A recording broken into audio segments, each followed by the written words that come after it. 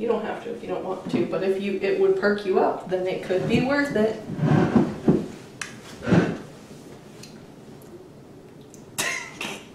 It's like dirt water. Delicious dirt water. Dirt water. Why do people drink this? Because it's great. Coffee's terrible. I want leaf water. It's dirt water or leaf water. It's one or the other. Oh, God. Pieces. The pieces of the bun. Ew! There's dirt at the bottom! That's how coffee works. You didn't tell me that part. You've never had a cup of coffee before? No! Alright, Bobby. Just wash it down with some wine. That's the good stuff. Hi BookTube, I'm Sarah. And I'm Rebecca. And today is State of the T-Hag Union. Oh my god, I love it! We haven't been making videos for a little while. Rebecca's been making some videos, and for even longer I haven't been making videos. So we just wanted to update you with a little bit of what's going on in the T-Hag world. And just real quick, just up front, I want to say that there's more videos coming, and that hopefully this video is the T-Hags are back, and yeah, it's the end of our silence, the radio silence. The very depressing silence. Yeah, there's just been a lot going on in both of our lives, and it's kind of a tumultuous time for us in a lot of ways. We're trying. We're really working at it now. Yeah. Genuine effort from us. This is about as much effort as you ever see from us. You don't see a lot. I mean, it's a drunken half effort most of the time. Like a lot of my effort goes into like pouring my wine into the teacup. We have been thinking about the channel. Like we bought these weeks ago because we knew we were going to be filming in a different location sometimes. Yes. We will be back at Sarah's place. That's our original shooting location. Yep. Occasionally, and sometimes we'll be here. Yeah. And we might be in different locations. Just it might look different. Don't get scared. Change is okay. Change is good. It's fine. Don't worry. Yeah, but we have been thinking about it. It hasn't been like, and we've been seeing each other regularly. Yeah, so. We have been seeing each other. Yeah. It's just, you know, anyone who makes any of these videos knows that the effort is not just filming it. It's editing it. It's coming up with thumbnails, and it's putting everything up there. And the ideas. And yeah, I mean, a lot of our time goes into either editing or our ideation, and neither is as easy as it might look. If all we need to do was sit here and get drunk and talk about shit. Oh my god, there'd be like a million. We'd have a million videos. So many. That's pretty much our life. Yeah. Just to start us off, the reason that we've been kind of silent is for two reasons. One is that I've been unemployed. And unemployment, for anyone who's gone through it, is, you know, no matter how hard you're trying or how good you're doing with it, it's never fun. It's not fun. It sounds like when you tell people, like, I haven't been doing things because I'm unemployed, it sounds like, well, you should have more time to do things. Yeah. But it's like, it's so easy to fall into such a funk. Counterproductive. Yeah. And even though, like, I'm not hard up or anything, like, my husband is fine, everything is good, but just the fact that, like, I do want a job and I'm working towards that and it's not happening yet, that's always going to be in the back of your mind. Yeah. And I always think, like, I'm going to take time off between jobs and, like, write a full novel, and it's just not how it works. It's frustrating because it's like, you have time to do that. Yeah. But it's like, I hate that about being unemployed. Is that, if like, I genuinely put as much time in as I put into having a full-time job into writing a novel, I'd probably have one done by now. Yeah. But mentally, it's not plausible. So let's talk for a minute about where you've been. I was filming at my in-laws' place for a while. That's why I had we weren't filming together for a while because we only had one car in my house, and my husband was working and he was commuting over an hour to work every day. So, like, I couldn't go to Sarah's unless she picked me up, which was like a fairly long drive, which she did a couple of times. I didn't even mind it, but she did. But it was like, it's a long drive. And then, like, we didn't want to shoot at my in-laws' place because there was just really nowhere good to shoot there. When you're living in a place that's not your own. It wasn't my own. It's just hard to feel like you want to take ownership of anything. Exactly. So I was like sitting on the floor at like this room in my in-laws' place with my books on the floor. You can see some of Rebecca's standalone vlogs. Yeah, those are all mine. She's just in front of stacks of books. Yeah. So you can have bookshelves. So at the time we were house hunting and / job hunting for me, and now we have moved into a new place. It's this one. This is Rebecca's new house. Talk about life achievements. Yeah. Like, cheers to being a goddamn homeowner. It's exciting. Look at you, like, making waves. I'm like an adult, I'm almost 30, but let's not talk about that. We had nothing when we moved in, so a lot of like the last month, because it's been about a month since we moved in, has been like trying to make the house feel like a home. Which like, when I say we really didn't have anything, I mean we didn't have anything. This kitchen table we had to buy couch, television, coffee table, we had to buy a bed and a dresser. We had to buy like everything. That's harsh because I recently moved. I didn't buy a house, but I did move. And, you know, we had to do the same thing. We both moved from California to the East Coast, and that's huge because you don't really bring a lot of furniture with you. And it's a long journey. Yeah. Trying to, like, suddenly think, like, I have to pick out, like, a million different types of furniture. Yes. It seems fun at first, but it quickly becomes overwhelming. Like, it's half fun and half, like, what if I hate this for the rest of my life? Like, and I love decorating and furniture, and I still have those thoughts. And I've still bought things that I'm like, well, that's going to have to get replaced. That was not a good choice. It's not a permanent choice. Yeah, that was not a, like, long-term choice I just made. She bought us like our first toolbox. That was like, my housewarming. That was her housewarming because like I know you, I know your husband, and let me just say like I love y'all, but like if we can talk about like being handy or like capable of taking care of your own house, like I love you, but you're just you're not there yet. I'm not the handy You're working person. on it. I'm trying. I could tell like when I came back and you would like mounted stuff when you would use like the drill I got you, and you done like I was like I don't see you doing that like a year ago. I couldn't see you like being comfortable drilling into a wall, but you're working on it. There's a couple of holes I regret, but you know. It's your house now, and you can, that's one of the beauties of owning a house is you're like, I can deal with I'll this fill it later. Yeah. No landlord's gonna get on my problem. Case. It's fine. It's fine. I will say I haven't really been reading. And a part of that is that I've been so stressed at making this feel like home. And in a lot of ways it does feel like home. And in a lot of ways it doesn't feel like home yet. Yes. And I'm weirdly particular about where I read.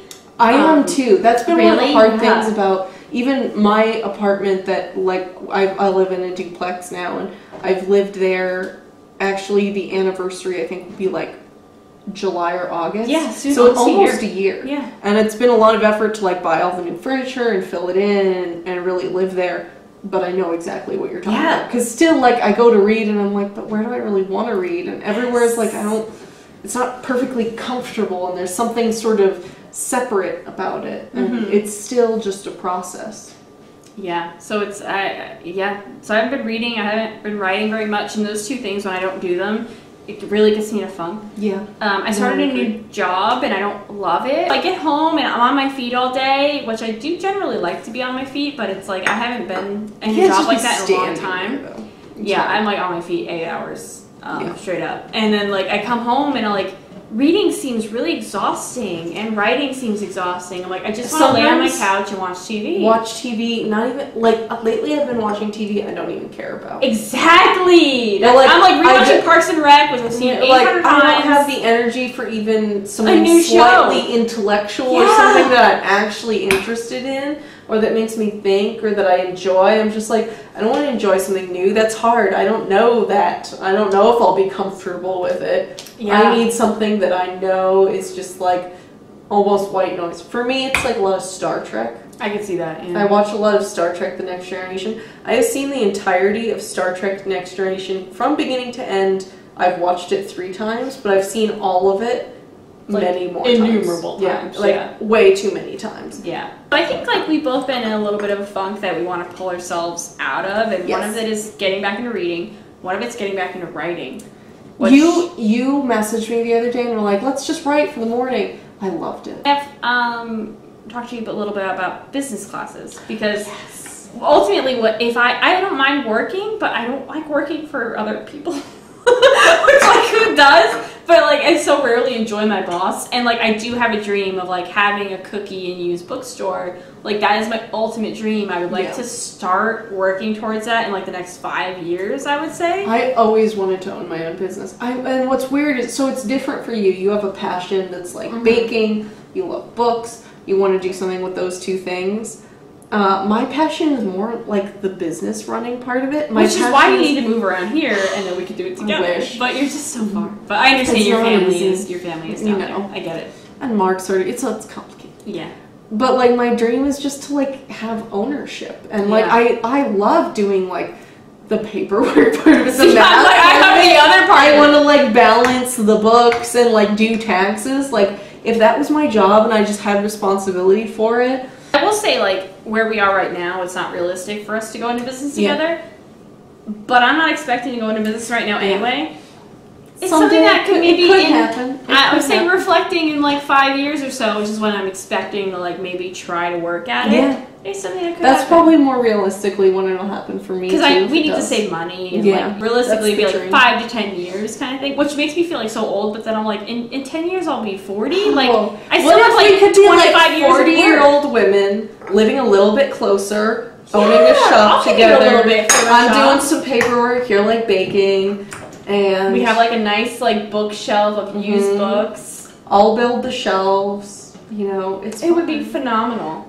We could do so much together. So I think it's possible for us to have that one day. It's not possible right now. No, but it is something we're thinking about. So we're looking into business classes. We're looking to write a little bit more. Writing a little bit more. Honestly, I think we're at this point where we've both been kind of where we are long enough that we're ready to organize ourselves and take the next step forward. And that's the biggest difference to me right now. Like, I'm still in the same position.